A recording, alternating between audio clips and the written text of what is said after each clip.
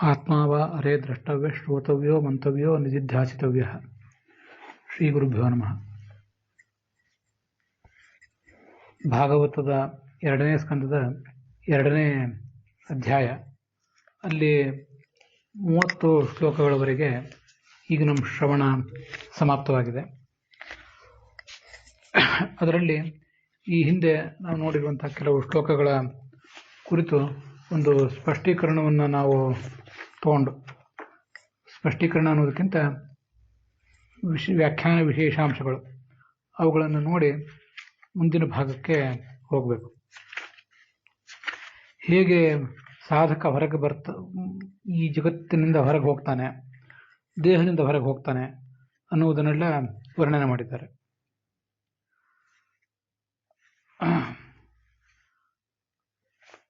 ವೈಶ್ವಾನರಂ ಯಾತಿ ವಿಹಾಯ ಸಾಗತಃ ಅಂತ 25ನೆಯ ಶ್ಲೋಕ. ಅಲ್ಲಿ ಬ್ರಹ್ಮನಾಡಿಯಿಂದ ಉತ್ಕ್ರಮಣ ಹೊಂದಿದಂತಹ ಜೀವನ್ಮುಕ್ತ ಅರ್ಚರಾದಿ ಮಾರ್ಗದಿಂದ ಮುಂದೆ ಹೋಗ್ತಾನೆ ಅಂತ ಹೀಗೆ ವರ್ಣನೆ ಬಂದಿದೆ. ಅಲ್ಲಿ ವಿಹಾಯಸ ಅಂದರೆ ಆಕಾಶದಿಂದ ಅಂತ ಅರ್ಥ ಅಲ್ಲ, ವಿಹಾಯಸ್ ಅಂದರೆ ಅಲ್ಲಿ ನಾಡಿ ಅಂತ ಅರ್ಥ. ಆ ನಾಡಿಯ ಮೂಲಕ ಹೊರಗೆ ಹೋದಂತಹ ಸಾಧಕ, ಅದು ಅಲ್ಲಿರುವಂತಹ ವಿಚಾರ. ಈ ಸಾಧಕ ಹೇಗೆ ಹೊರಗೆ ಹೋಗ್ತಾನೆ, ಯಾವ್ಯಾವ ಲೋಕಕ್ಕೆ ಹೋಗ್ತಾನೆ ಅನ್ನುವುದನ್ನೆಲ್ಲ ಬ್ರಹ್ಮಸೂತ್ರದಲ್ಲಿ 4ನೇ ಅಧ್ಯಾಯದ 3ನೇ ಪಾದದಲ್ಲಿ ವರ್ಣನೆ ಮಾಡ್ತಾರೆ. ಮಾರ್ಗೋ ಗಮ್ಯಂ ಚ ಅಸ್ಮಿನ್ ಪಾದೇ ಉಚ್ಯತೆ.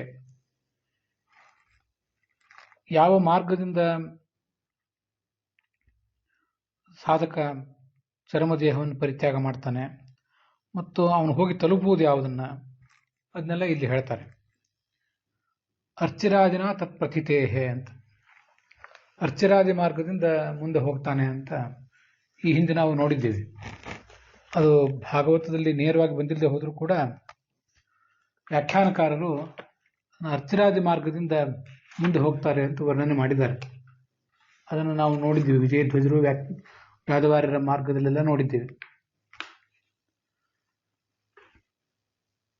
ಆ 25ನೇ ಶ್ಲೋಕ ವೈಶ್ವಾನರಂ ಯಾತಿ ವಿಹಾಯಸಾಗತಃ ಅಂತನ್ನುವಲ್ಲಿ ವಿಹಾಯಸ ಅಂದರೆ ಆಕಾಶಗತೇನ ಬ್ರಹ್ಮಪಥೇನ ಅರ್ಚಿರಾದಿನ ವೈಶ್ವಾನರಂ ಯಾತಿ.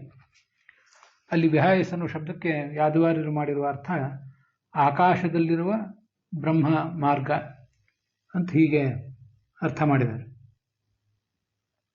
ವಿಹಾಯಸ ಅಂದರೆ ಹೃದಯಾಕಾಶೇನ ಪಥೇನ, ಇದು ವಿಜಯಧ್ವಜರ ಅರ್ಥ. ವಿಹಾಯಸ್ ಅಂದರೆ ನಾಡಿ ಅಂತ ಅರ್ಥ ಇಟ್ಕೊಂಡ್ರೆ ಸಾಕು. ಇದು ಅನಂತ ತೀರ್ಥರು ನಮಗೆ ವ್ಯಾಖ್ಯಾನದಲ್ಲಿ ತಿಳಿಸುವಂಥ ಅಂಶ. ಅದಕ್ಕಾಗಿ ಅದನ್ನು ಮತ್ತೆ ತಗೊಂಡಿದ್ದೇನೆ. ಬ್ರಹ್ಮಪಥೇನ ಅರ್ಚಿರಾದಿನ ವೈಶ್ವಾನರಂ ಯಾತಿ, ಅರ್ಚಿರಾದಿ ಮಾರ್ಗದಿಂದ ಹೊರಡ್ತಾನೆ ಅಂತ ಅಲ್ಲಿ ಬಂದಿದೆ. ಅದೇನು ಅರ್ಚಿರಾದಿ ಮಾರ್ಗದಿಂದ ಅಂತ ಬಂದಿದೆಯಲ್ಲ, ಸಾಧಕನ ಪ್ರಯಾಣ ಹೇಗಿರ್ತದೆ ಅಂತ ಅನ್ನೋದನ್ನ, ಅಥವಾ ಒಟ್ಟಾರೆ ಮಾರ್ಗಗಳು ಯಾವ್ದ್ಯಾವುದು ಅನ್ನೋದನ್ನ ಅರ್ಚಿರಾದಿನ ತತ್ಪ್ರಥಿತೇಹೆ ಅನ್ನೋ ಸೂತ್ರದಲ್ಲಿ ಬಂದಿರುವಂತಹ ಭಾಷ್ಯ ನಮಗೆ ತಿಳಿಸ್ತದೆ.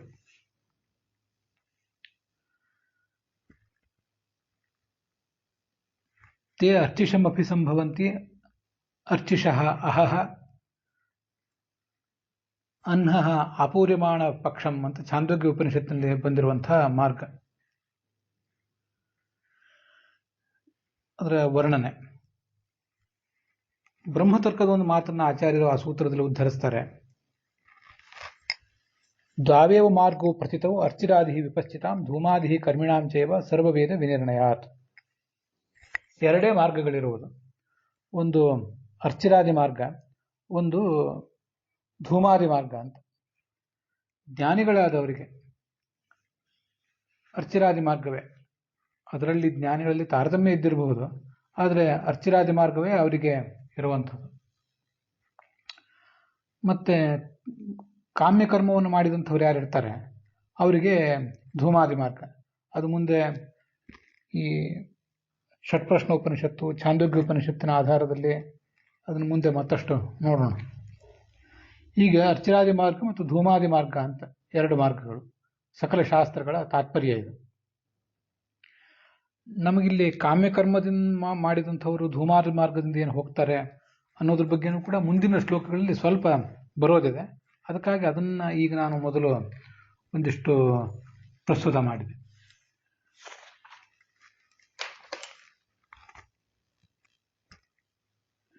ಬ್ರಹ್ಮಸೂತ್ರಗಳ ಈ 4ನೇ ಅಧ್ಯಾಯದ 3ನೇ ಪಾದದಲ್ಲೇ ಈಗ ಹಿಂದೆ ನಾವು ನೋಡಿದಂತಹ ಅಪ್ರತೀಕಾಲಂಬರರು ಮತ್ತು ಪ್ರತೀಕಾಲಂಬನರು ಅರ್ಥಾತ್ ಮುಖ್ಯರು ಮತ್ತು ಅಮುಖ್ಯರ ಬಗ್ಗೆ ವರ್ಣನೆ ಬಂದಿರುವುದು ಅಲ್ಲಿ 10ನೇ ಸೂತ್ರದಲ್ಲಿ ಅದು ಕೇಳಿ ಬರ್ತದೆ. 15ನೇ ಸೂತ್ರದಲ್ಲಿ ಮತ್ತೆ 5ನೇ ಸೂತ್ರದಲ್ಲಿ ಉಭಯ ವ್ಯಾಮೋಹ ತತ್ಸಿದ್ಧೇ ಅನ್ನೋ ಸೂತ್ರದಲ್ಲಿ ಉತ್ಕ್ರಾಂತಸ್ತು ಶರೀರಾತ್ ಸ್ವಾತ್ ಗಚ್ಚಂತೆ ಅರ್ಚಿಷಮೇವತೋ ತಥೋ ಹಿ ವಾಯೋ ಪುತ್ರಂ ಚ ಯೋಸಾ ನಾಮ್ನ ಅತಿವಾಹಿಕ ಅಂತ ಇನ್ನೊಂದು ಬ್ರಹ್ಮತರ್ಕದ ಮಾತನ್ನ ಆಚಾರ್ಯರು ಉದ್ಧರಿಸ್ತಾರೆ. ಜ್ಞಾನಿಗಳ ಬಗ್ಗೆ ಇಲ್ಲಿ ಹೇಳ್ತಿರೋದು. ಕರ್ಮವನ್ನು ಮಾಡಿದವ್ರ ಬಗ್ಗೆ ಆಮೇಲೆ ಮುಂದೆ ನೋಡೋಣ. ಜ್ಞಾನಿಯಾದವನು ಈ ಶರೀರದಿಂದ ಉತ್ಕ್ರಮಣ ಹೊಂದಿ ಮೊದಲು ಅರ್ಚಿರ್ಲೋಕಕ್ಕೆ ಹೋಗ್ತಾನೆ ಅಂತ ಅಲ್ಲಿ ಕೇಳಿ ಬಂದಿದೆ. ವಿಪಶ್ಚಿತಾಮ್ ಅಂತ ಏನು ಹೇಳಿದ್ದಾರೆ, ಆ ವಿಪಶ್ಚಿತ್ ಅಂದ್ರೆ ಜ್ಞಾನಿ, ಅವನ ಬಗ್ಗೆನೇ ಇಲ್ಲಿ ವರ್ಣನೆ ಇದೆ. ಆಮೇಲೆ ವಾಯುಪುತ್ರನಾದ ಅತಿವಾಹಿಕ ವಾಯುವಿನ ಲೋಕಕ್ಕೆ ಹೋಗ್ತಾನೆ. ಅಲ್ಲಿಂದ ಹಗಲಿನ ಅಭಿಮಾನಿ, ಅಲ್ಲಿಂದ ಮುಂದೆ ಶುಕ್ಲ ಪಕ್ಷದ ಅಭಿಮಾನಿ, ಮುಂದೆ ಉತ್ತರಾಯಣದ ಅಭಿಮಾನಿ, ಮುಂದೆ ತಟಿತ್ತಂದ್ರೆ ಮಿಂಚಿನ ಅಭಿಮಾನಿ ವರುಣ, ಪ್ರಜಾಪತಿ, ಸೂರ್ಯ, ಚಂದ್ರ ಮತ್ತು ಮುಂದೆ ಅಗ್ನಿ, ಅದಾದ್ಮೇಲೆ ಇಂದ್ರ, ಮುಂದೆ ಧ್ರುವಲೋಕ, ಮುಂದೆ ದ್ಯುಲೋಕದ ಅಭಿಮಾನಿನಿಯಾದ ಭಾರತೀ ದೇವಿ, ಅವರೆಲ್ಲರನ್ನು ತಲುಪಿ ವಾಯುವನ್ನು ತಲುಪಿ ಮುಂದೆ ಪುರುಷೋತ್ತಮನ ಬಳಿಗೆ ಹೋಗ್ತಾನೆ. ಈಗ ನಾವು ಕಳೆದ ದಿವಸ ನೋಡಿದ್ದೀವಲ್ಲ ಈ ಧ್ರುವಲೋಕದ ಬಗ್ಗೆ, ಶಿಂಶುಮಾರ, ಕಿಂಸ್ತುಘ್ನ ಇತ್ಯಾದಿಗಳ ಬಗ್ಗೆ ಕಳೆದ ದಿವಸ ನಾವು ನೋಡಿದ್ದೇವೆ. ಅದಕ್ಕಾಗಿ ಅದು ಎಲ್ಲಿದೆ, ಬ್ರಹ್ಮಸೂತ್ರದಲ್ಲಿ ಎಲ್ಲಿದೆ ಅಂತ ಅನ್ನೋದನ್ನ ನೆನಪು ಮಾಡ್ಕೊಳ್ಳಿಕ್ಕಾಗಿ ಇದನ್ನೆಲ್ಲ ಹೇಳಿದೆ. ಆಚಾರ್ಯರು ತಮ್ಮ ಸಿದ್ಧಾಂತವನ್ನ ಕೇವಲ ಭಾಗವತ ತಾತ್ಪರ್ಯ ಒಂದರಲ್ಲೇ ಆಗಲಿ, ಉಪನಿಷತ್ ಪ್ರಸ್ಥಾನದಲ್ಲೇ ಆಗಲಿ, ಸೂತ್ರ ಪ್ರಸ್ಥಾನದಲ್ಲಾಗಲಿ ಪೂರ್ಣವಾಗಿ ಹೇಳಿರೋದಿಲ್ಲ. ಅವರು ಬೇರೆ ಬೇರೆ ಕಡೆ ಹೇಳಿದ್ದನ್ನು ನಾವು ತಗೊಳ್ಬೇಕಾಗ್ತದೆ. ಈ ಬ್ರಹ್ಮತರ್ಕ ಏನು ನಾನೀಗ ಶ್ಲೋಕ ಓದಿದೆ, 4ನೇ ಅಧ್ಯಾಯದ 3ನೇ ಪಾದದ 5ನೇ ಸೂತ್ರದಲ್ಲಿ ಬಂದದ್ದು, ಅಲ್ಲಿ ಈ ಶರೀರದಿಂದ ಹೊರಗೆ ಹೊರಟವನು ಅರ್ಚಿರ್ಲೋಕಕ್ಕೆ ಒಂದು, ವಾಯುಲೋಕಕ್ಕೆ ಒಂದು, ಈ ಎಲ್ಲ ವರ್ಣನೆ ಅಲ್ಲೇ ಕೇಳಿ ಬರ್ತದೆ. ಮುಂದೆ ಸೂರ್ಯಲೋಕ, ಅದಾದ್ಮೇಲೆ ಅದಕ್ಕಿಂತ ಮೇಲೆ ಚಂದ್ರಲೋಕ, ಅದರ ಮೇಲೆ ವೈಶ್ವಾನರ ಲೋಕ, ಅದರ ಮೇಲೆ ಇಂದ್ರಲೋಕ, ಅದಾದ್ಮೇಲೆ ಧ್ರುವಲೋಕ, ಅದೇ ಶಿಂಶುಮಾರ ಸ್ಥಾನ, ಮುಂದೆ ದೇವಿ ಅಂದರೆ ಭಾರತೀ ದೇವಿ, ಅದಾದ ನಂತರ ವಾಯು ಮುಖ್ಯ ಪ್ರಾಣ, ಅದರ ನಂತರ ತೇನ ಏತಿ ಪುರುಷೋತ್ತಮಂ. ಇದನ್ನೇ ಈ ವಿಜಯಧ್ವಜರು, ಯಾದವಾರ್ಯರು ಮೊದಲಾದವರು ತಮ್ಮ ಟಿಪ್ಪಣಿಗಳಲ್ಲಿ ಅಲ್ಲಲ್ಲಿ ಹೇಳಿರೋದು. ಅದಕ್ಕಾಗಿ ಈ ಶ್ಲೋಕಗಳ ಕುರಿತಾಗಿ ನಾನು ವ್ಯಾಖ್ಯಾನ ಮಾಡುವಾಗ ಬೇರೆ ಟಿಪ್ಪಣಿಕಾರರು ಏನು ಹೇಳ್ತಾರೆ ಅನ್ನೋದನ್ನು ಹೆಚ್ಚು ಹೇಳಲಿಲ್ಲ. ಅವರು ಹೇಳಿರುವುದು ನಮಗೆ ಅಷ್ಟು ಸ್ಪಷ್ಟವಾಗಿ ನಮಗೆ ಬೇಕಾಗೋದಿಲ್ಲ. ನಮ್ಮ ಸಿದ್ಧಾಂತಕ್ಕದು ಪೋಷಕ ಅಲ್ಲ. ಆದ್ದರಿಂದ ಅಲ್ಲೇನಾದರೂ ಬಹಳ ವ್ಯತ್ಯಾಸ ಇದ್ದರೆ ಅದನ್ನು ಹೇಳಿರ್ತೇನೆ. ಬಿಟ್ಟರೆ ಬೇರೆ ಕಡೆ ಅಲ್ಲಿ ಬಂದಿರುವಂಥ ವಿಚಾರವನ್ನು ನಾನು ಏನು ಹೇಳಲಿಕ್ಕೆ ಹೋಗಿಲ್ಲ ಈ ಕಾರಣದಿಂದಾಗಿ. ಹೀಗೆ ಧ್ರುವ ಅಂದರೆ ಧ್ರುವಲೋಕ, ವೈಶ್ವಾನರ ಬಗ್ಗೆನೂ ಕೂಡ ಬಂದಿದೆ. ವೈಶ್ವಾನರನ ಬಗ್ಗೆ ನಾವು ಈ ಹಿಂದೆ ನೋಡಿದ್ದೀವಿ. ಯವಂತಃ ಪಚತಿ ಭೂತಾನಾಂ ವ್ಯಸ್ತಪತಿ ಅಂಡಮಧ್ಯಗಃ ಸೋಗ್ನಿರು ವೈಶ್ವಾನರೋ ನಾಮ ಅಂತ 26ನೇ ಶ್ಲೋಕದಲ್ಲಿ ಅದನ್ನು ನೋಡಿದ್ದೇವೆ. ಇದರ ಬಗ್ಗೆ ಒಂದಿಷ್ಟು ಬೃಹದಾರಣ್ಯಕ ಉಪನಿಷತ್ತಿನ ಭಾಷ್ಯದಲ್ಲಿ ವಿವರ ಇದೆ. ಬೃಹದಾರಣ್ಯಕ ಉಪನಿಷತ್ತಿನ 11ನೇ ಬ್ರಾಹ್ಮಣದಲ್ಲಿ, ಅದು 5 ಅಥವಾ ಅದು 8ನೇ ಅಧ್ಯಾಯ, ಅಲ್ಲಿ ಈ ವೈಶ್ವಾನರ ಎಂಬ ಶಬ್ದದಿಂದ ಭಗವಂತ ಹೇಗೆ ವಾಚ್ಯ ಅಂತ ಅನ್ನೋದನ್ನ ಹೇಳಿದ್ದಾರೆ. ವಸ್ತುತಃ ನಮಗೆ ಇಲ್ಲಿ ಬೇಕಾಗಿರುವುದು ನಮ್ಮ ಹೃದಯ, ನಮ್ಮ ಹೊಟ್ಟೆಯಲ್ಲಿದ್ದು ನಮ್ಮ ಅನ್ನವನ್ನು ಜೀರ್ಣ ಮಾಡುವ ಅಗ್ನಿ ಬಗ್ಗೆ. ಆದರೂ ವೈಶ್ವಾನರ ಎಂಬ ಶಬ್ದದಿಂದ ಭಗವಂತನೇ ಮುಖ್ಯವಾಚ್ಯ ಅನ್ನೋದನ್ನ ನಾವು ತಿಳ್ಕೊಳ್ಬೇಕು. ವಿಶ್ವ ನರರಿಗೂ, ವಿಶ್ವ ಎಲ್ಲ ನರರಿಗೂ ಸಂಬಂಧಪಟ್ಟವನಾದ್ರಿಂದ ವೈಶ್ವಾನರ ಅಂತ ಹೇಳ್ತಾರೆ ಅಂತ ಕಳೆದ ದಿವಸ ನೋಡಿದ್ದೀವಿ. ಅಯಮಗ್ನಿರು ವೈಶ್ವಾನರೋ ಯೋಯಂ ಅಂತಃ ಪುರುಷಃ ಏನೇದಮನ್ನಂ ಪಚ್ಯತೆ ಯದಿದ ಮದ್ಯತೆ. ಜೀವನ ಶರೀರದಲ್ಲಿ ಜಾಠರಾಗ್ನಿ ಇದೆ, ಅದು ನಮ್ಮ ಅನ್ನವನ್ನು ಜೀರ್ಣ ಮಾಡ್ತದೆ. ಈ ವೈಶ್ವಾನರನೇ ಆ ಪ್ರಾಣಿಗಳು ತಿನ್ನುವಂಥ ಅನ್ನವನ್ನು ಕೂಡ ಜೀರ್ಣ ಮಾಡ್ತಾನೆ. ಅವನೊಳಗೆ ಈ ಭಗವಂತ ಇದ್ದಾನೆ. ವಿಶ್ವೈಹಿ ಗುಣೈ ಸಮೇತತ್ವಾತ್ ಅನಂತತ್ವಾಚ ಸ ಪ್ರಭು ವೈಶ್ವಾನರ ಇತಿ ಪ್ರೋಕ್ತಃ ಅಂತ ಅಲ್ಲಿ ಆಚಾರ್ಯರು ಅದಕ್ಕೆ ಅರ್ಥ ಬರೀತಾರೆ. ಅವನಿಗೆ ವೈಶ್ವಾನರ ಅಂತ ಹೆಸರು ಯಾಕೆ ಅಂದರೆ, ಈ ವಿಶ್ವ ಅಥವಾ ವೈಶ್ವ ಅಂದರೆ ಸಕಲ ಗುಣ ಪರಿಪೂರ್ಣನಾದ್ರಿಂದ ಅವನಿಗೆ ಹೆಸರು. ಮತ್ತೆ ನರ ಅಂದರೆ ನಾಶವಿಲ್ಲದವನು, ರ ಅಂದರೆ ನಾಶ ಇದ್ದವನು, ನ ಅಂದರೆ ನಾಶವಿಲ್ಲದವನು. ಆ ಕಾರಣದಿಂದಾಗಿ ಅವನಿಗೆ ವೈಶ್ವಾನರ ಅಂತ ಹೆಸರು. ಇದು ಅಲ್ಲಿ ಆ 5ನೇ ಅಧ್ಯಾಯ ಅಥವಾ 8ನೇ ಅಧ್ಯಾಯದ 11ನೇ ಬ್ರಾಹ್ಮಣದಲ್ಲಿ ಬಂದಿದೆ. ಮುಂದೆ 12ನೇ ಬ್ರಾಹ್ಮಣದಲ್ಲಿ ಯದಾ ವೈ ಪುರುಷ ಅಸ್ಮಾತ್ ಲೋಕಾತ್ ಪ್ರೈತಿ ಸ ವಾಯುಮಾಗಚ್ಚತಿ ಅಂತ ಹೀಗೆ ಈ ಅರ್ಚಿರಾದಿ ಮಾರ್ಗದ ಬಗ್ಗೆ ವರ್ಣನ ಇದೆ. ಮೊದಲು ಪ್ರವಾಹ ವಾಯುವಿನ ಲೋಕಕ್ಕೆ, ಅಲ್ಲಿಂದ ಮುಂದೆ ಅವನು ಸೂರ್ಯಲೋಕಕ್ಕೆ, ಮುಂದೆ ಚಂದ್ರಲೋಕಕ್ಕೆ, ಹೀಗೆಲ್ಲ ಪ್ರಯಾಣ ಮಾಡ್ತಾನೆ. ಆದಿತ್ಯಮಾಗಚ್ಚತಿ, ತತಃ ಸಹ ಚಂದ್ರಮಸಮಾಗಚ್ಚತಿ ಅಂತ ಹೀಗೆ ಅವನ ಬಗ್ಗೆ ಅಲ್ಲಿ ವರ್ಣನೆ ಮಾಡಿದ್ದಾರೆ. ವೈಶ್ವಾನರಾದಿ ಲೋಕಗಳ ಬಗ್ಗೆನೂ ಕೂಡ ಅಲ್ಲಿ ಪೂರ್ಣವಾಗಿ ಬಂದಿಲ್ಲದೆ ಹೋದರೂ ಕೂಡ ನಾವು ಅದೆಲ್ಲವನ್ನೂ ತಿಳ್ಕೊಳ್ಬೇಕು. ಈ ಉಪನಿಷತ್ತಿನಲ್ಲಿ ಬೃಹದಾರಣ್ಯಕದಲ್ಲಿ ಪೂರ್ಣವಾಗಿ ಹೇಳಿರೋದಿಲ್ಲ, ಆದರೆ ಅದನ್ನ ಬ್ರಹ್ಮಸೂತ್ರ ಭಾಷ್ಯ ಇತ್ಯಾದಿಗಳಿಗೆ ಅನುಸಾರವಾಗಿ ನಾವು ತಿಳ್ಕೊಳ್ಬೇಕು. ಬ್ರಹ್ಮಾಂಡ ಪುರಾಣದ ಮಾತೊಂದನ್ನು ಆಚಾರ್ಯರಲ್ಲಿ ಉದ್ಧರಿಸ್ತಾರೆ ಬೃಹದಾರಣ್ಯಕ ಭಾಷ್ಯದಲ್ಲಿ. ಪ್ರವಹಂ ವಾಯುಪುತ್ರಂ ಚ. ಜ್ಞಾನಿಯಾದವನು ಮುಖ್ಯಪ್ರಾಣನ ಮಗನಾದ ಪ್ರವಾಹವಾಯು, ಅದರ ನಂತರ ಸೂರ್ಯ, ಚಂದ್ರ, ಭಾರತಿ ಇತ್ಯಾದಿಗಳ ಲೋಕ, ಇವುಗಳೆಲ್ಲವನ್ನು ಕೂಡ ಹೋಗಿ ತಲುಪ್ತಾನೆ ಅಂತ ವರ್ಣನೆ ಇದೆ. ಹೀಗೆ ಈ ಎಲ್ಲ ಶಾಸ್ತ್ರಗಳನ್ನು ನಾವು ಪರ್ಯಾಲೋಚನೆಗೆ ತಗೊಂಡು ಅವರು ಯಾವ್ಯಾವ ಮಾರ್ಗದಿಂದ ಯಾರ್ಯಾರು ಎಲ್ಲೆಲ್ಲಿ ಹೋಗ್ತಾರೆ ಅಂತ ಅನ್ನೋದನ್ನ ತಿಳಿದುಕೊಳ್ಬೇಕಾಗ್ತದೆ. 26ನೇ ಶ್ಲೋಕದಲ್ಲಿ ತಾತ್ಪರ್ಯದಲ್ಲಿ ಪಿತೃಯಾನಂ ದೇವಯಾನಂ ಬ್ರಹ್ಮಯಾನಂ ಇತಿ ತ್ರಿಧಾ ಗಚ್ಚನ್ ವೈಶ್ವಾನರಂ ಯಾತಿ ತಸ್ಮಾನ್ ಮಾರ್ಗಸ್ಸ ಈರಿತಃ ಅಂತ ಬಂದಿದೆ. 3 ಯಾನಗಳ ಬಗ್ಗೆ ವರ್ಣನೆ ಮಾಡಿದ್ದಾರೆ, ಪಿತೃಯಾನ, ದೇವಯಾನ ಮತ್ತು ಬ್ರಹ್ಮಯಾನ ಅಂತ. ಆ 3 ಮಾರ್ಗದಲ್ಲಿ ಹೋಗುವವರಿಗೂ ಕೂಡ ಈ ಅಗ್ನಿ, ವೈಶ್ವಾನರ ಅಗ್ನಿ ಪ್ರಧಾನ ಅಗ್ನಿ, ಅವನು ಈ 3 ಲೋಕದಲ್ಲಿ 3 ಮಾರ್ಗದಲ್ಲಿ ಹೋಗುವವರಿಗೂ ಕೂಡ ಬೇಕಾಗ್ತಾನೆ ಅಂತ ಅರ್ಥ. ಅದರಲ್ಲಿ ಪಿತೃಯಾನ ಮಾರ್ಗದಿಂದ ಹೋಗುವವರು ಮತ್ತೆ ಮರಳಿ ಬರ್ತಾರೆ, ಅವರು ಕಾಮ್ಯಕರ್ಮಗಳಾದ್ದರಿಂದ. ಆದರೂ ಕೂಡ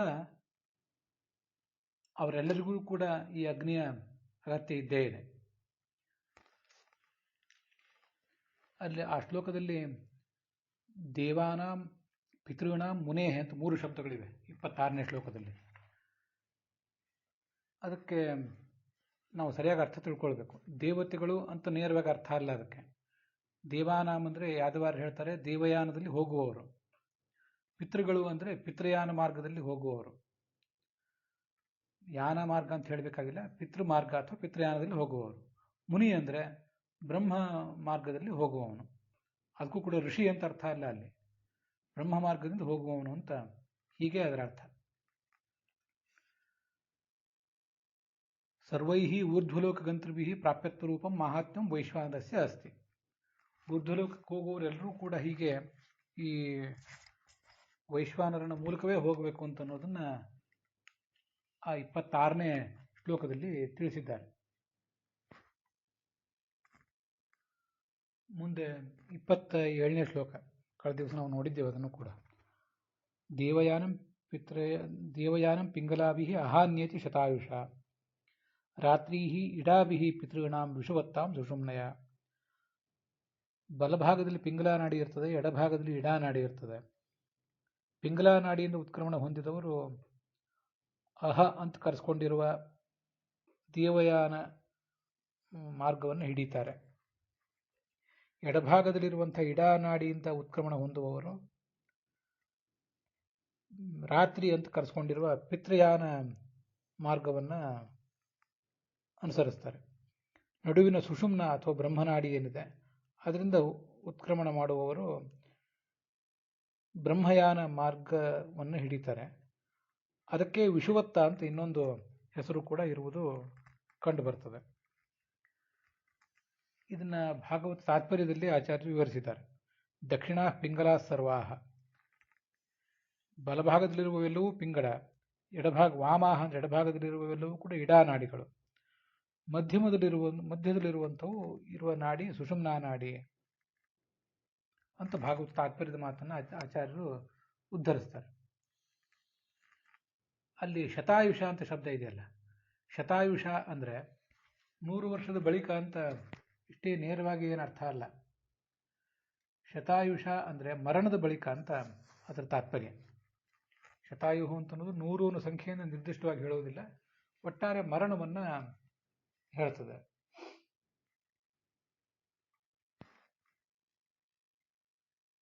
ಈ ಶ್ಲೋಕಕ್ಕೆ ವಿಜಯಧ್ವಜರು ಮತ್ತು ಯಾದವಾರರು ಏನು ಅರ್ಥ ಹೇಳ್ತಾರೆ ಅಂತ ಅನ್ನೋದನ್ನ ನೋಡೋಣ. ದೇವಯಾನಾದಿ ಮಾರ್ಗತ್ರಯೇಣ, ಯಾದವಾರ್ಯರ ಮಾತುಗಳನ್ನು ನೋಡ್ತಾ ಇದ್ದೇನೆ. ದೇವಯಾನ, ಪಿತೃಯಾನ ಮತ್ತು ಬ್ರಹ್ಮಯಾನ ಈ 3 ಮಾರ್ಗದಿಂದಲೂ ಹೋದವರೆಲ್ಲರೂ ಸುಷುಮ್ನಾ ನಾಡಿಯಿಂದಲೇ ಉತ್ಕ್ರಮಣ ಹೊಂದುತ್ತಾರೋ ಹೇಗೆ ಅಂದರೆ ಅದನ್ನು ವ್ಯತ್ಯಾಸ ತಿಳಿಸ್ತಾ ಇದ್ದಾರೆ. ಪ್ರಮಾಣ ಶ್ಲೋಕವನ್ನೇ ಹೇಳ್ತಾರೆ. ಹೃದಯದಲ್ಲಿ 101 ನಾಡಿಗಳಿವೆ. ಶತಂ ಚೈಕ ಹೃದಯ ನಾಡ್ಯ ಅಂತ ಹಿಂದೆ ಚಾಂದೋಗ್ಯ ಉಪನಿಷತ್ತಲ್ಲಿ ಬಂದಿರೋದನ್ನು ನೋಡಿದ್ದೀವಿ. ಮಧ್ಯ ಒಂದು ನಾಡಿ ಇದೆ, ತತ್ರ ಮಧ್ಯೆ ಏಕಾನಾಡಿ. ಅದರ ಎಡಭಾಗ ಬಲಭಾಗದಲ್ಲಿ ಮತ್ತೆ 50 ನಾಡಿಗಳಿವೆ. 50 + 50 + 1 ಹೀಗೆ ಒಟ್ಟು 101 ನಾಡಿಗಳಾಗ್ತವೆ. ದಕ್ಷಿಣ ಭಾಗದಲ್ಲಿರುವ ಎಲ್ಲ ನಾಡಿಗಳಿಗೂ ಪಿಂಗಲ ಅಂತ ಹೆಸರು. ಮತ್ತೆ ಎಡಭಾಗದಲ್ಲಿರುವಂಥ ಎಲ್ಲ ನಾಡಿಗಳಿಗೂ ಕೂಡ ಇಡ ಅಂತ ಹೆಸರು. ಮಧ್ಯದಲ್ಲಿರುವಂಥ ನಾಡಿ ಏನಿದೆ ಅದಕ್ಕೆ ಸುಷುಮ್ನ ಅಂತ ಹೀಗೆ ಜ್ಞಾನಿಗಳು ವ್ಯವಹಾರ ಮಾಡ್ತಾರೆ.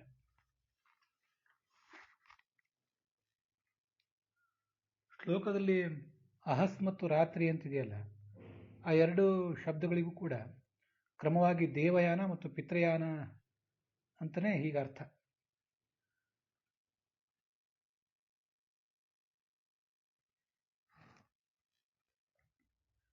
ಭಾಗವತ ತಾತ್ಪರ್ಯದಲ್ಲಿ ದೇವಯಾನಸ್ಯ ಮಾರ್ಗಸ್ಥಾಹ ಪಿತೃಯಾನಸ್ಯ ಮಾರ್ಗಸ್ಥಾಹ ಅಂತಿದೆಯಲ್ಲ, ಆ ಎರಡೂ ಕೂಡ ಷಟ್ಟಿ ವಿಭಕ್ತಿಗೆ ತಾದಾತ್ಮ್ಯ ಅಂತ ಅರ್ಥ. ದೇವಯಾನವೆಂಬ ಮಾರ್ಗ, ಪಿತೃಯಾನವೆಂಬ ಮಾರ್ಗ ಅಂತ ಹೀಗೆ ಅದರ ತಾತ್ಪರ್ಯ ಆಗ್ತದೆ. ಆದರೂ ಯಾದವಾರ್ಯರು ಹೇಳ್ತಾರೆ, ದೇವಯಾನಸ್ಯ ಪಿತೃಯಾನಸ್ಯ ಅಂತ ಅನ್ನೋದ್ರ ಬದಲು ದೇವಯಾನಾಖ್ಯ, ದೇವಯಾನ ಎಂಬ ಹೆಸರಿನ, ಪಿತೃಯಾನಾಖ್ಯ, ಪಿತೃಯಾನ ಎಂಬ ಹೆಸರಿನ ಮಾರ್ಗ ಅಂತ ಹೀಗೆ ಪಾಠ ಇದ್ದರೆ ಚೆನ್ನಾಗಿರ್ತದೆ ಅಂತ ಅಭಿಪ್ರಾಯ ಪಡ್ತಾರೆ.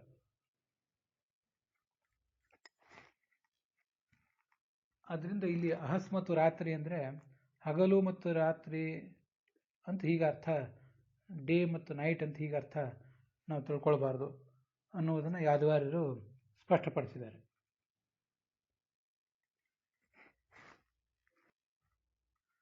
ಈಗಾಗಲೇ ನಾವು ನೋಡಿದಂತೆ ಶತಾಯುಷ ಅಂದರೆ ಮರಣದ ಬಳಿಕ ಅಂತ ಅರ್ಥ. ತೃತೀಯ ವಿಭಕ್ತಿಗೆ ಮರಣದ ನಂತರ ಅಂತ ಅರ್ಥ. ಸರಿಯಾಗಿ 100 ವರ್ಷ ಅಂತ ಅರ್ಥ ಅಲ್ಲ. ಅವನು ಪ್ರಾರಬ್ಧ ಕರ್ಮ ಮುಗಿದಿದ್ರೆ 100 ವರ್ಷ ಆಗುವುದಕ್ಕಿಂತ ಮುಂಚೆನೂ ಅವನು ಹೊರಡಬಹುದು. ಪ್ರಾರಬ್ಧ ಕರ್ಮ ಅವಸಾನೆ ತತಃ ಪೂರ್ವಮಪಿ ಉತ್ಕಾರ್ತಿ ಸಂಭವಾತ್ ಅಂತಾರೆ ಯಾದವಾರ್ಯರು. ಆದ್ದರಿಂದ ಶತಾಯುಷ್ ಅಂದರೆ ಮರಣ ಅಂತ ಅನ್ನೋದನ್ನ ಆಚಾರ್ಯರು ಭಾಗವತ ತಾತ್ಪರ್ಯದಲ್ಲಿ ತೋರಿಸಿಕೊಟ್ಟಿದ್ದಾರೆ. ಶತಾಯು ಮರಣಂ ಚೈವ ಕಾಲಿಕಂ ಪರಮಾವೃತಿ ಅಂತ ಒಂದು ಅಭಿಧಾನವನ್ನು ಅಲ್ಲಿ ತೋರಿಸ್ತಾರೆ.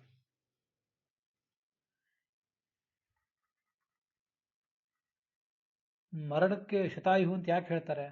ಪ್ರಾಯ 100 ವರ್ಷ ಮನುಷ್ಯ ಬದುಕ್ತಾನೆ ಅಂತ ಈ ದೃಷ್ಟಿಯಿಂದ ಆ ಥರ ಹೇಳಿರ್ತಾರೆ. ಛಾಂದೋಗ್ಯ ಉಪನಿಷತ್ತು ಅದರ ಭಾಷ್ಯ ಮೊದಲಾದ ಕಡೆ ಈ ಪುರುಷೋಭಾವ ಯಜ್ಞ ಇತ್ಯಾದಿ ಕಡೆಗಳಲ್ಲಿ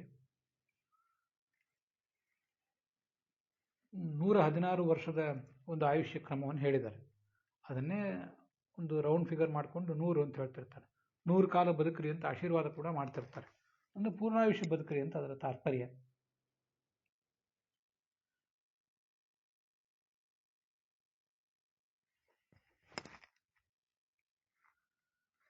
ಅದೇ ಮರಣಕ್ಕೆ ಕಾಲಿಕ ಅಂತ ಯಾಕೆ ಹೇಳ್ತಾರೆ? ಯಾದವಾರ್ಯರು ಅದನ್ನು ಒಂದೊಂದಾಗಿ ಬರೀತಾರೆ. 100 ವರ್ಷಗಳು, ಪ್ರಾಯ 100 ವರ್ಷಗಳ ಬಳಿಕ ಬರುವುದರಿಂದ ಮರಣಕ್ಕೆ ಶತಾಯು ಅಂತ ಹೆಸರು. ಮತ್ತೆ ಕಾಲಿಕ ಅಂತ ಯಾಕೆ ಹೆಸರು ಅಂದರೆ, ಕಾಲ ಅಂದರೆ ಯಮ, ಆ ಯಮನ ಅಧೀನದಲ್ಲಿ ನಮ್ಮ ಮೃತ್ಯುವಿದೆ. ಆದ್ದರಿಂದ ಅದಕ್ಕೆ ಕಾಲಿಕ ಅಂತಲೂ ಹೀಗೆ ಹೇಳ್ತಾರೆ. ಪ್ರತಿಯೊಬ್ಬರಿಗೂ ಕೂಡ, ನಮ್ಮಂಥ ಸಾಮಾನ್ಯ ಮಾನವರು, ದೇವತೆಗಳು, ಋಷಿಗಳು, ಪಿತೃಗಳು, ಚಕ್ರವರ್ತಿಗಳು, ಪ್ರತಿಯೊಬ್ಬರಿಗೂ ಕೂಡ ಚತುರ್ಮುಖ ಬ್ರಹ್ಮನ ಒಂದು ಆಯುರ್ಮಾನ ಮುಗಿದ ಮೇಲೆ ಎಲ್ರಿಗೂ ಇಲ್ಲಿಂದ ತೆರಳುವ ಪ್ರಸಂಗ ಬಂದೇ ಬರ್ತದೆ. ಆದ್ದರಿಂದ ಪರಾರ್ಧ ಪರ ಇದರಿಂದ ಚತುರ್ಮುಖ ಬ್ರಹ್ಮನ ಒಂದು 50 ವರ್ಷ, ಮತ್ತೊಂದು 50 ವರ್ಷ, ಇವುಗಳನ್ನೆಲ್ಲ ಪರ ಅಂತ ಹೀಗೆಲ್ಲ ಹೇಳ್ತಾರೆ. ಪರ ಅಂದರೆ ಅವನ 100 ವರ್ಷ, ಪರಾರ್ಧ ಅಂದರೆ ಅದರದ್ದೊಂದು 50 ವರ್ಷ. ಪರಂ ಅಂತ ಯಾಕೆ ಹೇಳ್ತಾರೆ ಅಂದರೆ, ಚತುರ್ಮುಖ ಬ್ರಹ್ಮನಿಗೆ 100 ವರ್ಷ ಆದಾಗ ಉಳಿದೆಲ್ಲ ದೇವತೆಗಳು, ಋಷಿಗಳು, ಪಿತೃಗಳು ಪ್ರತಿಯೊಬ್ಬರು ಕೂಡ ಹೊರಡಲೇಬೇಕು. ತಂದೆ ತಾಯಿಂದ್ರಿಂದ ದೇಹ ಪಡ್ಕೊಂಡು 80, 70, 100 ವರ್ಷ, 120 ವರ್ಷ ಬದುಕಿದವರೆಲ್ಲ ಮೊದಲೇ ಹೋಗಿರ್ತೇವೆ. ದೇವತೆಗಳು, ನಿರ್ಜರರು, ಅಮರರು ಅನಿಸ್ಕೊಂಡವರು ಹೋಗಬೇಕು. ಆದ್ದರಿಂದ ಅದಕ್ಕೆ ಪರ ಅಂತ ಹೀಗೆ ಹೇಳ್ತಾರೆ. ಪರ ಅಂದರೆ ಶ್ರೇಷ್ಠ ಅಂತ ಅರ್ಥ.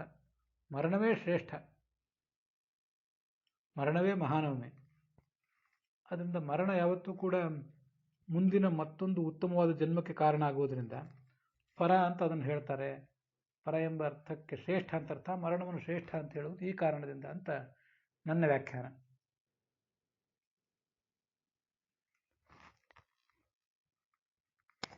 ಈ ವಿಷುವತ್ತ ಬ್ರಹ್ಮಯಾನಂ ಅಂತ ಬಂದಿದೆ. ವಿಷುವತ್ತಾಂ ಸುಷುಮ್ನಯ ಅಂತ. ಇದಕ್ಕೆಲ್ಲ ಆಚಾರ್ಯರು ಭಾಗವತ ತಾತ್ಪರ್ಯದಲ್ಲಿ ಅದನ್ನು ವಿವರಿಸಿದ್ದಾರೆ. ವಿಷುವತ್ತ ಅಂದರೆ ಬ್ರಹ್ಮಯಾನ, ಯಾಕೆಂದರೆ ವಿಶೇಷೇಣ ಸುಖಮ್ಯತಃ, ಬ್ರಹ್ಮಯಾನದಲ್ಲಿ ಪ್ರಯಾಣ ಮಾಡಿದವರಿಗೆ ವಿಶೇಷಣ ಸುಖ ಇದೆ ಅಂತ. ಅಲ್ಲಿ ವಿಷುವತ್ತ ಅಂತಿದೆಯಲ್ಲ, ವಿ ಅಂದರೆ ವಿಶಿಷ್ಟವಾದದ್ದು ಅಂತ ಅರ್ಥ, ಸು ಅಂದರೆ ಸುಖ. ಅಲ್ಲಿ ವಿ ಆದಮೇಲೆ ಇರುವ ಇಕಾರದ ಕಾರಣದಿಂದಾಗಿ ಸಕಾರ ಶು ಆಗಿ ಪರಿಣಾಮ ಹೊಂದಿದೆ. ಅದರಿಂದ ವಿಷು ಅಂದರೆ ದೊಡ್ಡ ಸುಖ, ವಿಷುವತ್ ಅಂದರೆ ದೊಡ್ಡ ಸುಖವನ್ನು ಕೊಡುವಂಥದ್ದು. ಬ್ರಹ್ಮಯಾನದಲ್ಲಿ ಹೋದವರಿಗೆ ಅತಿ ಹೆಚ್ಚು ಸುಖ. ಅದನ್ನು ನಾವು ಹಿಂದೆ ನೋಡಿದ್ದೇವೆ. ಸುಷುಮ್ನಾ ನಾಡಿಯಲ್ಲಿ ಹೋದವರಿಗೆ ಅತಿ ಹೆಚ್ಚು ಸುಖ.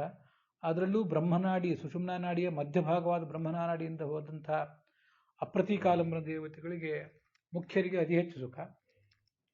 ಅದೇ ಸುಷುಮ್ನಾದ ಪ್ರಕಾಶಿನಿಯ ನಾಡಿಯಿಂದ ಹೋದಂಥ ಪ್ರತೀಕಾಲಂಬನರಿಗೆ, ಅಮುಖ್ಯರಿಗೆ ಮತ್ತು ಸ್ವಲ್ಪ ಕಡಿಮೆ ಸುಖ. ಅಂತೂ ಉಳಿದೆಲ್ಲರಿಗಿಂತ ಹೆಚ್ಚಿನ ಸುಖ ಅವರಿಗಿರ್ತದೆ. ಆದ್ದರಿಂದ ಅದನ್ನು ವಿಷುವತ್ತ ಅಂತ ಹೀಗೆ ಅರ್ಥ ಮಾಡ್ತಾರೆ. ದೇವಯಾನ ಅಂತನ್ನೋದೇನಿದೆಯಲ್ಲ, ಅದಕ್ಕೆ ಪಿಂಗಲ ಅಂತ ಹೆಸರು ಕೊಟ್ಟಿದ್ದಾರೆ. ಮತ್ತು ಪಿತೃಯಾನ ಅಂತನ್ನೋದಕ್ಕೆ ಇಡ ಅಂತ ಹೀಗೆ ಹೆಸರು ಕೊಟ್ಟಿದ್ದಾರೆ.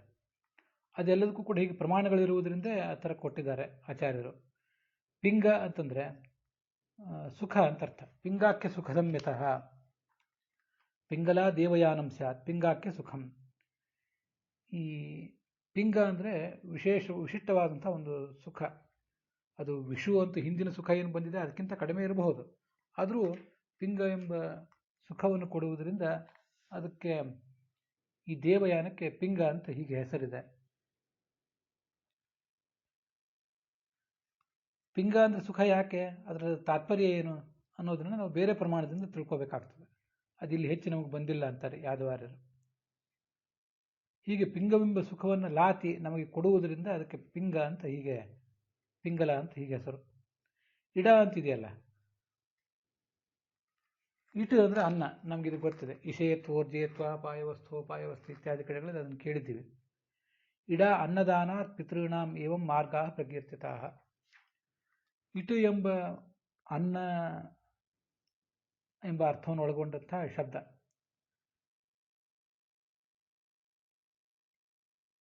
ಈ ಅನ್ನಾದಿನ ಇತ್ಯನೇನ ಇಡ ಅನ್ನಮಸ್ಯ ದಾತೃತ್ವಯ ಅಸ್ತಿ ಇತಿ ಇಡ. ಇಡ ಅಂತ ಹೆಸರು ಬಂದದ್ದು ಯಾಕೆ? ಇಡ ಅಂದರೆ ನಾವು ಕನ್ನಡದಲ್ಲಿ ಇಡ ಮತ್ತು ಎಡ ಅಂತ ನಾವು ಅದಕ್ಕೊಂದು ಹೊಂದಾಣಿಕೆ ಇರೋ ಡಕಾರಗಳ ಹೊಂದಾಣಿಕೆ ಇರೋದ್ರಿಂದ ಓದ್ತೇವೆ. ಆದರೂ ಕೂಡ ಅನ್ನ ದಾನವನ್ನು ಮೊದಲಾದವುಗಳನ್ನು ಈ ಕಾಮ್ಯಕರ್ಮಿಯಾದವನು ತಾನು ಮಾಡಿರ್ತಾನೆ ಈ ಹಿಂದೆ. ಅಂಥವನೇ ಈ ಪಿತೃಮಾರ್ಗದಲ್ಲಿ ಹೋಗುವುದು. ಅದನ್ನು ಮುಂದೆ ನಾವು ನೋಡ್ತೇವೆ. ಮುಂದಿನ 27, 28ನೇ ಶ್ಲೋಕಗಳಲ್ಲಿ ಮುಂದೆ ಅದು ಬರೋದಿದೆ. ಹೀಗೆ ಅದನ್ನು ಪಿತೃಮಾರ್ಗ ಅಂತ ಹೀಗೆ ಹೇಳ್ತಾರೆ.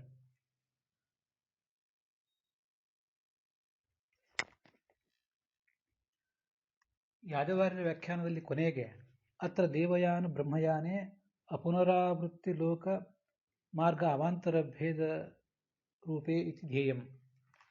ಈ ಬ್ರಹ್ಮಯಾನ ಮಾರ್ಗದಲ್ಲಿ ಹೋದವರು ಮತ್ತು ದೇವಯಾನ ಮಾರ್ಗದಲ್ಲಿ ಹೋದವರು ಇಬ್ಬರೂ ಕೂಡ ಮರಳಿ ಬರೋದಿಲ್ಲ. ಅವರು ಯಾವತ್ತೂ ಸಕಾಮ ಕರ್ಮಗಳನ್ನು ಮಾಡಿದವರಲ್ಲ, ಶ್ರವಣ ಮನನ ಧ್ಯಾನಗಳಿಗೆ ಹೆಚ್ಚು ಒತ್ತು ಕೊಟ್ಟವರು. ಆದ್ದರಿಂದ ಪುನರಾವೃತ್ತಿ ಇಲ್ಲದ ಲೋಕಗಳಿಗೆ ಅವರು ಹೋಗಿರ್ತಾರೆ. ಮಹಾಜನ ತಪ ಇತ್ಯಾದಿ ಲೋಕಗಳಿಗೆ ಹೋಗಿರ್ತಾರೆ. ಆದರೆ ಪಿತೃಯಾನ ಮಾರ್ಗದಲ್ಲಿ ಹೋದವರಿಗೆ ಮಾತ್ರ ಅವರು ಕಾಮ್ಯಕರ್ಮವನ್ನು ಮಾಡಿದವರಾದ್ದರಿಂದ ಮರಳಿ ಅವರಿಗೆ ಇಲ್ಲಿ ಬರಬೇಕಾಗ್ತದೆ. ಅದು ಈ ಛಾಂದೋಗ್ಯ ಮತ್ತು ಬೃಹದಾರಣ್ಯಕ ಹಾಗೆ ಷಟ್ಪ್ರಶ್ನ ಇತ್ಯಾದಿ ಉಪನಿಷತ್ತುಗಳಲ್ಲಿ ಆ ವಿಷಯ ಬಂದಿದೆ. ಛಾಂದೋಗ್ಯೋಪನಿಷತ್ತಿನ 5ನೇ ಅಧ್ಯಾಯದಲ್ಲಿ ತಪಸ್ಸು ಇತ್ಯಾದಿಗಳನ್ನು ಮಾಡಿದವರು ಅರ್ಚಿರ್ಲೋಕಕ್ಕೆ ಹೋಗಿ ಮುಂದೆ ಅವರು ಭಗವಂತನ ಬಳಿಗೆ ಹೋಗ್ತಾರೆ. ಸಯೇನಾನ್ ಬ್ರಹ್ಮಗಮಯತೆ ತತ್ಪುರುಷೋ ಮಾನವ ಸಯೇನಾನ್ ಬ್ರಹ್ಮಗಮಯತೆ. ತತ್ ಅಂದರೆ ವಿದ್ಯುತ್ ಭಾರತೀದೇವಿ, ಅವಳ ಗಂಡನಾದ ಮಾನವ ಚತುರ್ಮುಖ ಅಥವಾ ಮುಖ್ಯ ಪ್ರಾಣ, ಅವನ ಬಳಿಗೆ ಹೋಗ್ತಾರೆ. ಅವನು ಪರಮಾತ್ಮನ ಬಳಿಗೆ ಅವ್ರನ್ನ ಕರ್ಕೊಂಡು ಹೋಗ್ತಾನೆ. ಸಯೇನಾನ್ ಬ್ರಹ್ಮಗಮಯತೆ ಅನ್ನೋದಕ್ಕೆ ಚತುರ್ಮುಖ ಬ್ರಹ್ಮನ ಬಳಿ ಕರ್ಕೊಂಡು ಹೋಗ್ತಾನೆ ಅಥವಾ ಪರಮಾತ್ಮನ ಬಳಿ ಕರ್ಕೊಂಡು ಹೋಗ್ತಾನೆ ಅಂತ ಎರಡು ಬೇರೆ ಬೇರೆ ಅರ್ಥಗಳೆಲ್ಲ ಬೇರೆ ಬೇರೆ ದೇವತೆಗಳ ಕುರಿತು ಅದು ಬಂದಿದೆ. ಅದು ನಮಗೆ ಇಲ್ಲಿ ಬೇಕಾಗಿಲ್ಲ.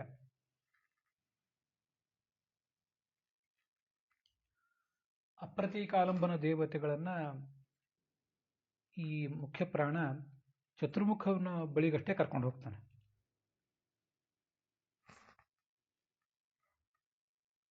ನಾನು ಹೇಳುವಾಗ ಸ್ವಲ್ಪ ವ್ಯತ್ಯಾಸ ಮಾಡಿದರೆ ಅದನ್ನು ಗಮನಿಸಬೇಕು. ಪ್ರತೀಕಾಲಂಬನ ದೇವತೆಗಳನ್ನು, ಅಮುಖ್ಯರಾದಂಥ ದೇವತೆಗಳನ್ನು ಈ ಮುಖ್ಯ ಪ್ರಾಣ ಕೇವಲ ಚತುರ್ಮುಖ ಬ್ರಹ್ಮನ ಬಳಿ ಕರ್ಕೊಂಡು ಹೋಗ್ತಾನೆ. ಅಪ್ರತೀಕಾಲಂಬನರನ್ನು, ಮುಖ್ಯರಾದಂಥವರನ್ನು ಅವನು ಆ ವಾಯುದೇವ ಪರಬ್ರಹ್ಮನ ಬಳಿಗೆ ಕರ್ಕೊಂಡು ಹೋಗ್ತಾನೆ ಅಂತ ಇದೀಗೆಲ್ಲ ಅದಕ್ಕೆ ಅರ್ಥ ವಿಶೇಷಗಳಿವೆ. ಅವೇ ನಮಗೆ ಈಗ ಬೇಕಾಗಿಲ್ಲ. ಯಾರಾದರೂ ಪುಸ್ತಕಗಳನ್ನು ಇಟ್ಕೊಂಡು ತುಲನಾತ್ಮಕ ಅಧ್ಯಯನ ಮಾಡುವವರಿದ್ದರೆ ಅವರಿಗೆ ಬೇಕು ಅಂತ ಹೇಳಿದೆ ಅಷ್ಟೆ. ಅದು ಬ್ರಹ್ಮಸೂತ್ರದ 4ನೇ ಅಧ್ಯಾಯದ 3ನೇ ಪಾದದ 15ನೇ ಸೂತ್ರದಲ್ಲಿ ಬಂದಿದೆ. ಅಥಯ ಇಮೇ ಗ್ರಾಮೇ ಇಷ್ಟಾಪೂರ್ತೆ ದತ್ತಮಿತ್ಯುಪಾಸತೆ ತೇ ಧೂಮಮಪಿ ಸಂಭವಂತೆ. ಇದು ಛಾಂದೋಗ್ಯ ಉಪನಿಷತ್ತಿನ 5ನೇ ಅಧ್ಯಾಯ. ಅವರು ಯಜ್ಞಯಾಗಾದಿಗಳನ್ನು ಮಾಡುವುದು, ಕಾಮ್ಯಕರ್ಮ ಮಾಡುವುದು, ಅನ್ನದಾನ ಮಾಡುವುದು, ಕೆರೆ ಕಟ್ಟೆ ಕಟ್ಟಿಸುವುದು, ಇದನ್ನೆಲ್ಲ ಮಾಡ್ತಾರೆ. ಅವರು ಧೂಮ ಮಾರ್ಗಕ್ಕೆ ಹೋಗ್ತಾರೆ, ಅರ್ಚಿತ ಮಾರ್ಗಕ್ಕೆ ಹೋಗೋದಿಲ್ಲ. ಅಲ್ಲಿಂದ ಮತ್ತವರು ಮರಳಿ ಬರ್ತಾರೆ ಅಂತ ಹೀಗೆ ಛಾಂದೋಗ್ಯ ಉಪನಿಷತ್ತಿನ ಆ ಭಾಗದಲ್ಲಿ ಅದರ ವಿಸ್ತೃತವಾದಂಥ ವರ್ಣನ ಇದೆ.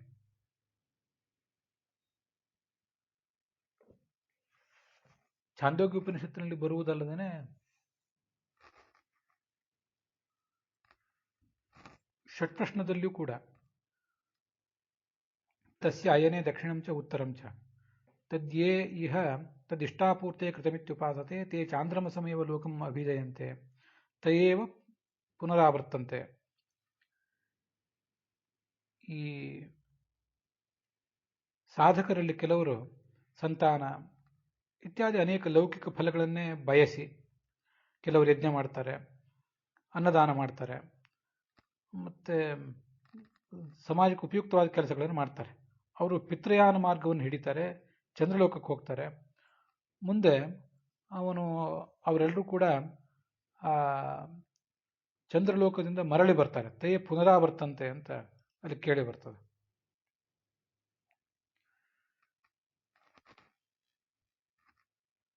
ಅಥ ಉತ್ತರೇಣ ತಪಸಾ ಬ್ರಹ್ಮಚರ್ಯೇಣ ಶ್ರದ್ಧೆಯ ವಿದ್ಯೆಯ. ಕೃಚ್ಛ್ರ ಚಾಂದ್ರಾಯಣಾದಿ ತಪಸ್ಸು ಮಾಡಿ ಬ್ರಹ್ಮಚರ್ಯ, ವೇದಾಂತ ಶಾಸ್ತ್ರಗಳ ಶ್ರವಣ ಮನನ ಧ್ಯಾನ ಇತ್ಯಾದಿಗಳನ್ನು ಮಾಡಿದವರು ದೇವಯಾನ ಮಾರ್ಗಕ್ಕೆ ಹೋಗ್ತಾರೆ ಅಂತ ಕೇಳಿ ಬರ್ತದೆ. ಇದಿಷ್ಟು ಆ 27ನೇ ಶ್ಲೋಕದವರೆಗೆ ನಾವು ನೋಡಬೇಕಾದಂತಹ ವಿವರಣೆ. ಅಲ್ಲಿಗೆ ಈ ಭಾಗ ಸಮಾಪ್ತವಾಗಿದೆ. ಹುಸಿಯ ನಾಡಿ ಹೊಟ್ಟೆ ಹೊರೆವ ವಿಷಯದಲ್ಲಿ ರಸಿಕನೆಂದು ಹುಸಿಗೆ ಹಾಕಿದಿರುವ ಎನ್ನ ಋಷಿಕೇಶನೇ, ಈಶನಿನ್ನ ಚರಣ ಭಜನೆ ಆಸೆಯಿಂದ ಮಾಡುವೆ, ದೋಷರಾಶಿ ನಾಶ ಮಾಡು ಶ್ರೀಶಕೇಶವ. ಶ್ರೀಕೃಷ್ಣಾರ್ಪಣ ಮಸ್ತು.